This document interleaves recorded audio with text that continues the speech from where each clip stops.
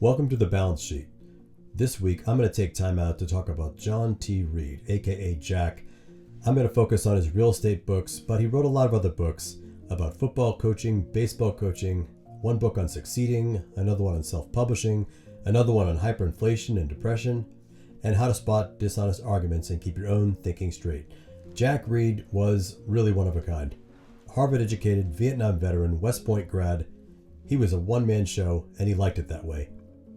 There's a little bit written about here in his West Point alumni magazine. They did a obituary on him talking about his past life and how they knew him. Tough love, that's putting it mildly. That's a picture of him there at West Point. He was part of the Signal Corps. He did his initial hitch in the military after graduating West Point, and he ate up West Point. He loved it. It was all about integrity.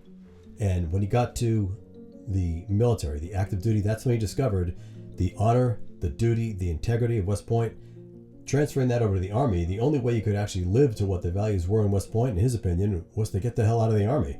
But he served his term, and he got out. Before he got out, he started investing in real estate in 1967, and he never looked back. And since then, he wrote 21, as of this page, 21 real estate investment books. I've read nearly all of them. I recommend every one of them. You can still buy them on the website here. I think the family still runs it. They're reasonably priced. You can forget about finding them on Amazon. He couldn't stand Amazon. You might find a used copy here and there on eBay, but they don't really come up all that much. Every single one of them. Fixers, that really stands out. Oh yeah, I'm going to buy a fixer-upper. He didn't like fixers at all. You want to buy a fixer? You buy a disaster and you turn it into a fixer. You don't buy a fixer and try to turn it into a perfect house. That's what newlyweds do, and if you get outbid by a newlywed, do not be disappointed. They're wasting their money. Move on. He had all kinds of strategy books, from leases to late exchange, structuring mortgage.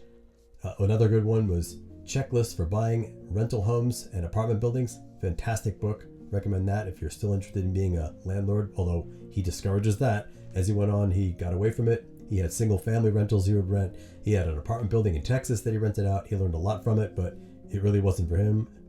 He wrote other books too, though. Like I said, Succeeding was another one. He had a really tough upbringing, a mean alcoholic dad. Part of what drove him to succeed was lessons he learned the hard way. I recommend that book, especially for a young person. Hyperinflation and Depression, he wrote this book basically after the 2008 financial crisis. His opinions on gold, on foreign currencies, on bitcoins. Okay, spoiler alert, he wasn't crazy about gold. Bitcoin he couldn't stand. He was all about diversifying through foreign currency, but there are other lessons to learn in there. Very much recommended. Again, also good at football and baseball coaching. Unelected President, that was his only novel. In my opinion, it wasn't his best effort, but it was his first novel. But you can check it out if you like it. If you read his politics, you understood it was pretty much a reflection of a lot of that. But a lot of the dialogue was very much sort of dragnet, back and forth. Not a lot of expository writing. So anyway, he gave it a try. It was a good try. His last book, An American Principal Residence is the Most Advantaged Investment on Earth, Maximize Yours. This is kind of where he was going, is buy a house when you're younger. Buy something, whatever you can afford. If you can't afford the one you want to live, you buy something as close to where you can live, and you hold on to that as long as you can, and then until you can afford something else, you move up. And you keep going, and you keep going. You do that your whole life. You don't say, oh, it's too expensive, I can't participate. Because in his view, it was like a train. If it's going 1 mile per hour, it might be hard to get on, but you can still do it. Wait till it's going 4 miles an hour, you can still do it, a little faster. 5 miles an hour, you better get on that train. It's going 10 miles an hour, now it's risky. You try getting on the train, it's very risky. 15 miles an hour, forget it, you're not getting on that train. That's kind of how he put it, and he was just recommending it no matter what. Don't give up on it. He wrote for Reddit a little bit, tried to put his comments in there, although it didn't. There's still available, but there's not a whole lot in there because he kept getting booted because he kept mentioning his books and they thought he was pitching it. Maybe he was. He did do some YouTube videos, not a whole lot. Here's one example about what he thought. Real estate cat, where you're making deliberate profit. You're not just buying a property, cross your fingers and hope it goes up and down. That's what I'm about, active techniques. I got into this in 1967. Probably got people in this room weren't born in 1967. I'm going to talk about real estate investment tonight. If you've been reading those recent books in the bookstores and you've been attending seminars by the criminal gurus, get rich quick gurus, or some of them were criminals, absolutely. you sign up for mentoring, you're going to wonder what subject I'm talking about tonight. Because I'm hardly ever going to say anything that you ever heard those books or those gurus. And there's a simple reason for that. They're wrong. And I'm right. Okay, he's being a bit tongue-in-cheek, but he did have the receipts. And he wrote a checklist about it. The BS Artist Detection Checklist. You can get it on his website. I recommend you go through it. Part 1, it goes into Part 2, all the things you might expect. These seminars aren't that common anymore, but it's good to keep them in mind for any time you think you're going to get somebody trying to sell you something about how to make something easy. It's a good reminder. Sometimes these people are just full of hot air. Another one here, he goes into some things about them. Book I read by somebody, we had this much rent, and then we had this insurance, and this taxes, and this utilities. Excuse me, there's only 3 operating expenses. No vacancy loss, no repairs, no collection losses, the bigger building, no employee payroll. Who are you kidding with this, not counting the transaction costs, not counting the value of your time, not counting the capital expenditures that you do. Plus you're leaving off half the darn operating expenses that are recurring. I hear people say... Now see, he talks about that because a lot of people talk about how well they're doing in their investment product, and they forget about the value of their time, they forget about, that one-time expense, they forget about this, and everybody, they either lie to themselves or they're being dishonest about the numbers, and he breaks that down, doesn't have a tolerance for that. Somebody says something like, he was famous for this one, I only take calculated risks, and he looks, here's a pencil, here's a paper, show me the calculations, and usually in that, you just get crickets. So just because somebody calls it a calculated risk doesn't mean there was any calculations going on, but he was just on fire. Sometimes at these goofy get-rich-quick seminars saying, is there risk? Can I get hurt? And the guy said, not if you know what you're doing. Well, what I just listed is what you can know what you're doing. Now, could I get hurt as a property manager? Yeah, he was a good property manager. Remember, he owned an apartment building. He doesn't recommend that as a path, though. I'm a damn good property manager. So if I manage property, the vacancy and collection losses and the hassles and the litigation is going to be far lower than if somebody else does it. Not zero, but far lower. So that's the situation where I have a skill that I can apply it, and the building will do much better as a result. But Bruce Norris predicting the future of the market values of real estate, it's nuts. It's not doable. So he might have spent more time learning that than I spent learning property management, but he was trying to know the unknowable. And when you try to know the unknowable, you're spinning your wheels. Bruce Norris is another one of his gurus, and he listed a bunch of them on his website. One of them actually tried to sue him. Russ Whitney, they wound up settlement amount undisclosed. There's an article published in East Bay Express. You can read about that. I'll drop this link in the description, but basically the short answer is Jack Reed tore him up with evidence.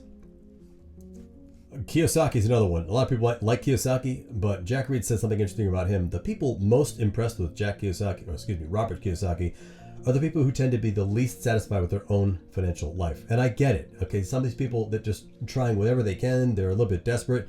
Kiyosaki comes along with a book that sounds good and wow, it seems helpful, but unfortunately, a lot of it's full of really bad advice, wrong advice, dangerous advice, no good advice. I'll leave this here. You can read about that. Turns out Kiyosaki and Russ Whitney were actually going to get together at some point. The deal fell through. I'm not sure what happened, but just goes to show that sometimes birds of a feather flock together, or alternatively, if you lie with dogs, expect to get fleas. Russ Whitney's son actually tried to get into the real estate guru business. He unfortunately died of a drug overdose, IBID. And Jack Reed himself, actually, before this, I didn't realize he actually had a stroke back in 2018. Real shame. Maybe it was at increased risk of it. He talks about ways that he thought he could have avoided the stroke. That's debatable. You can take a look at that later if you want to. Some of the things he said just were classically boomer. Here's his take on what they should have done in North Korea. The North Korean military is apparently very out of date, the conventional military. They're a very poor country. I think they have a lot of old weapons that you probably wouldn't normally have in a country that could afford better. I think a lot of their ammunition is past its expiration date. They are going with the nukes because they can't afford a conventional military. They're going with the nukes because it keeps them from getting bombed. But anyway. Which they had a significant amount of in the Korean War in the early 1950s. They have a lot of artillery. My book, my novel, The Unelected President, discusses this a lot. But just listening nowadays, it seems to me the time for talk is over. We keep saying that, but as long as you're talking, if you're saying that all options are on the table, they're not. We'll know all options are on the table when things start exploding in North Korea. So the way to fix everything was to bomb everything. And this is classic for somebody. I know we went to the Vietnam War, but we have not had war happen to us in a long time. And that reflects how people look at war. It's always something that happens to someone else. And when it doesn't go our way, we pack up our ships, we pack up our planes, and we fly home, we sail home, and that's that. And that's unfortunately very pervasive among the boomers. I think only now with Iran going on, we're realizing it's not always going to be so clean. But whatever, he wasn't always wrong. He got this right. Are the U.S. Navy surface ships sitting ducks? You bet your ass they are. And we're seeing that now in the Straits of Hormuz. You can read about this on his website. A lot of other comments on headline news. He would post them here. Various subjects. Sometimes I agreed, sometimes I didn't. He woke up towards the end about Ukraine. He was vehemently against Putin because Putin was a big boss, and in Jack Reed's world, big bosses are corrupt. He wasn't always wrong about that. But he never stopped to think maybe the U.S. military is lying to him. Maybe Fox News is lying to him. Maybe the politicians are lying to him. And he started realizing that, you know what, Russia is not losing. Ukraine is not doing as well as we thought, but the takeaway is that war has changed. Not wrong at all. Anyway, once again, you can check that out on his website. His Facebook page, he left his final entry after he passed away. Posthumously, it was posted.